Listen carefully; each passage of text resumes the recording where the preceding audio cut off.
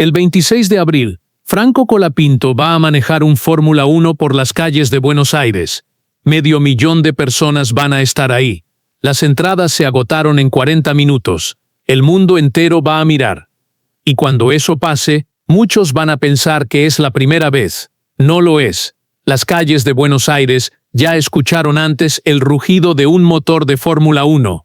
Lo escucharon en 2012, cuando Daniel Ricciardo manejó el Red Bull por las avenidas Libertador y Sarmiento. Lo escucharon en 2008, cuando David Coulthard hizo vibrar la 9 de julio. Lo escucharon en 2007, cuando un piloto argentino fue el último en hacer rugir un monoplaza del Gran Circo en su propio país. Pero si querés entender de verdad lo que significa lo que va a pasar el 26 de abril, tenés que ir mucho más atrás. Tenés que ir hasta 1949.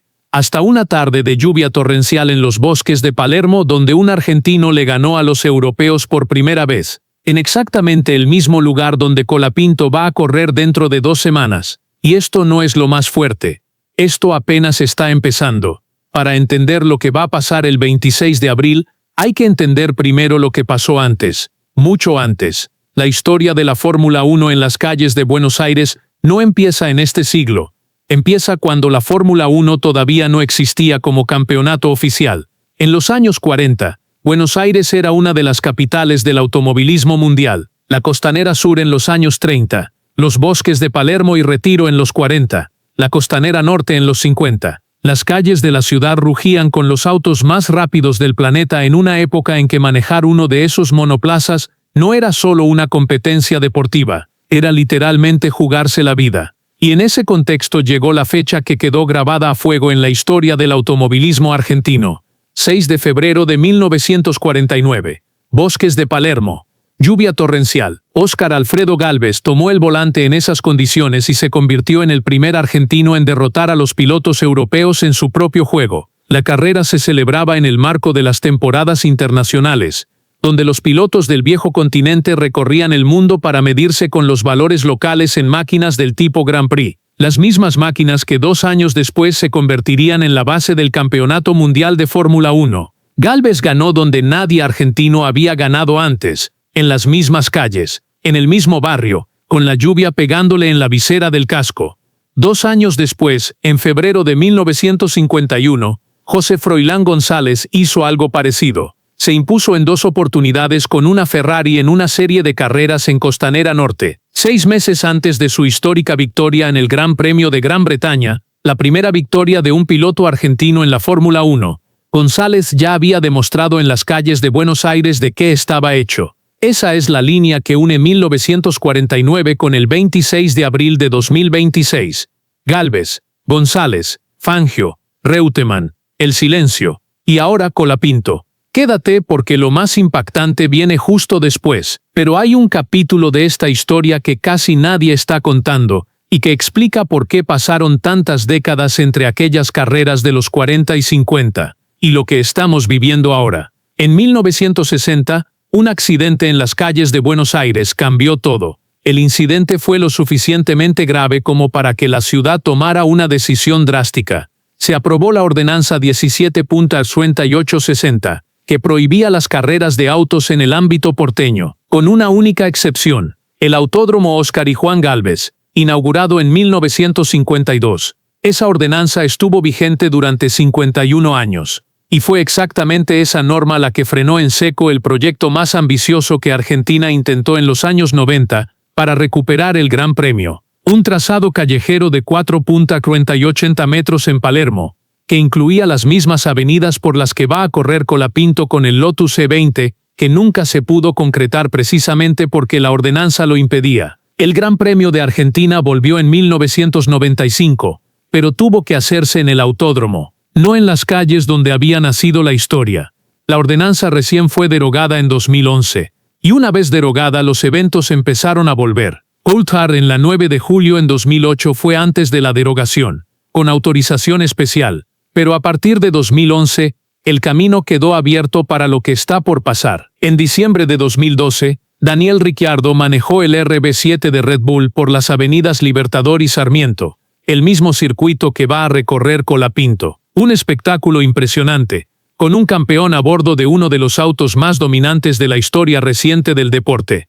Pero no era un argentino al volante. Y un año antes, en 2007, José María López había girado a bordo del Williams EB29 en el autódromo. Pechito fue el último argentino en hacer rugir un monoplaza de Fórmula 1 en su tierra. Hasta el 26 de abril.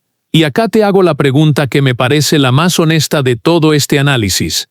Gálvez ganó en Palermo en 1949. González ganó en Costanera Norte en 1951. Fangio ganó 5 campeonatos del mundo. Reutemann estuvo a un punto del título en 1981.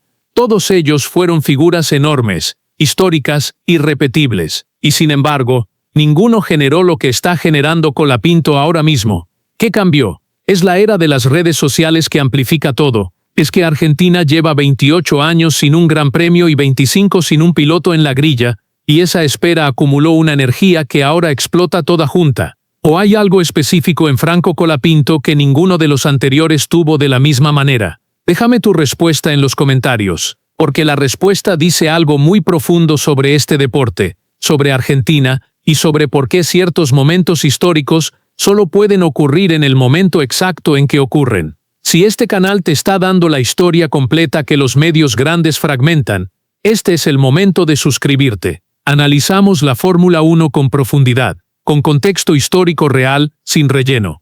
El like ayuda para que este video llegue a quien realmente lo necesita ver. Al principio de este video dije que muchos van a pensar que el 26 de abril es la primera vez que un Fórmula 1 corre por las calles de Buenos Aires. Ahora sabes que no lo es. Sabes que Gálvez ganó en esos mismos bosques de Palermo en 1949 bajo la lluvia, que González hizo historia en Costanera Norte en 1951, que durante décadas una ordenanza municipal frenó todo, que el proyecto de los años 90 para traer las carreras de vuelta a las calles murió por ese mismo papel firmado en 1960, que Ricciardo pasó por ahí en 2012 y que antes que él lo hizo Coulthard, y antes que él Williams y Red Bull en distintos momentos de este siglo. Pero hay algo que ninguna de esas ocasiones anteriores tuvo: un argentino al volante.